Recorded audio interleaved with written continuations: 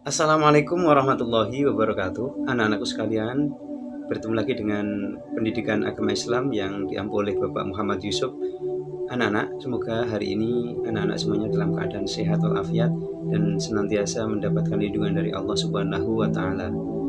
Mari kita awali kegiatan pembelajaran melalui daring kali ini seraya meminta kepada Allah semoga anak-anak mendapatkan ilmu yang bermanfaat.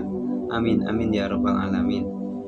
Anak-anakku, pada pertemuan kali ini kita akan membahas bersama-sama ya tentang periode kejayaan peradaban Islam.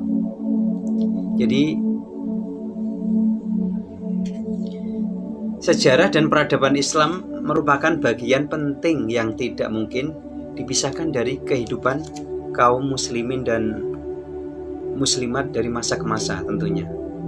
Dengan memahami sejarah dengan baik dan benar, kaum muslimin bisa bercermin untuk mengambil banyak hal pelajaran dan membenahi kekurangan-kekurangan yang pernah dilakukan pada masa-masa sebelumnya untuk meraih apa? Untuk meraih kejayaan dan kemuliaan dunia dan akhirat tentunya. Jadi ini akan menjadikan motivasi pada kaum muslimin untuk senantiasa meningkatkan satu peradaban yang lebih baik dan lebih baik tentunya untuk meraih dan menggapai kemuliaan di dunia dan di akhirat. Anak-anak, peradaban Islam adalah bagian dari kebudayaan Islam yang meliputi berbagai aspek seperti moral, kesenian, dan ilmu pengetahuan, serta meliputi juga tentang kebudayaan serta yang berkaitan dengan teknologi, misalkan seni bangunan, seni rupa, sistem ketatanegaraan, dan ilmu pengetahuan yang sangat luas dan yang sangat bermacam-macam. Dengan kata lain begini, peradaban Islam itu merupakan bagian dari kebudayaan ya, yang bertujuan untuk memudahkan dan mensejahterakan hidup di dunia dan di akhirat tentunya. Mungkin anak-anak belum mengetahui ya arti daripada peradaban Islam. Jadi peradaban Islam adalah bagian-bagian dari kebudayaan Islam yang meliputi berbagai aspek seperti moral, kesenian, dan ilmu pengetahuan, serta meliputi juga kebudayaan yang memiliki sistem teknologi, seni budaya, bangunan, seni rupa, sistem ketatanegaraan, dan ilmu pengetahuan yang sangat luas dan bermacam-macam.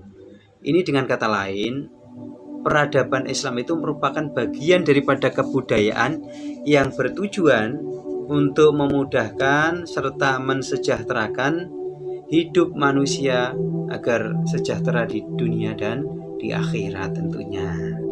Anak-anak, sejalan dengan pengertian tadi ya, Islam dalam menegakkan peradabannya itu tidak hanya memandang satu sisi kehidupan dunia saja, akan tetapi juga memperhatikan prinsip-prinsip pencapaian kebahagiaan untuk kehidupan di akhirat kelak, dengan memberikan ajaran dengan cara berkehidupan yang baik, yang bermoral dan santun dalam memandang keberagaman dunia.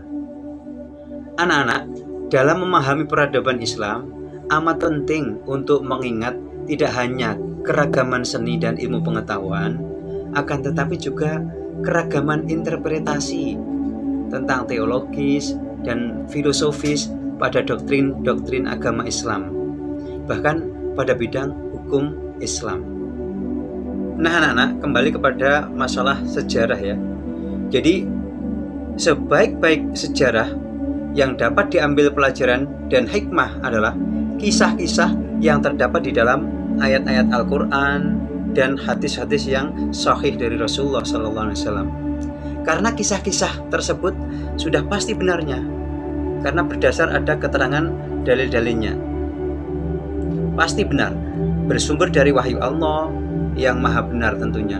Juga karena kisah-kisah tersebut memang disampaikan oleh Allah Subhanahu wa taala untuk menjadi pelajaran bagi orang-orang yang berakal.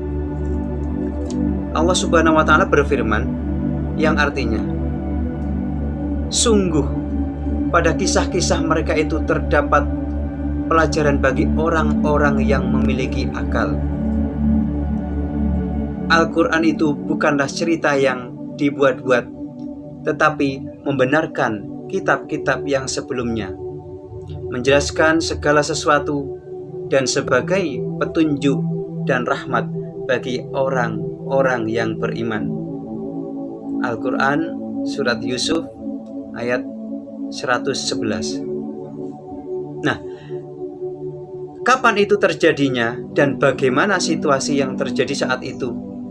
Lalu bagaimana Islam ada dan sampai pada saat ini, anak-anak? Maka tidak ada cara yang lain kecuali kita harus rajin-rajin membaca sejarah secara lengkap, sehingga kita bisa mengetahui peristiwa-peristiwa itu dalam apa? Dalam rangka untuk mengetahui sejarah Islam secara lengkap. Nah, anak-anak, setelah kita sudah mengetahui tentang pengertian daripada peradaban tadi, kita lanjutkan ya. Pembahasan berikutnya adalah tentang periodisasi sejarah Islam. Jadi sejarah Islam itu dibagi menjadi 3 periode besar, anak-anak, yang keterangannya adalah sebagai berikut. Yang pertama adalah periode klasik. Nah, kapan itu periode klasik? Yaitu kisaran antara tahun 650 sampai 1250 Masehi. Ini adalah periode klasik. Nah, periode klasik ini merupakan periode kejayaan Islam yang dibagi apa? Yang dibagi menjadi dua fase, yaitu sebagai berikut. Yang pertama adalah fase ekspansi.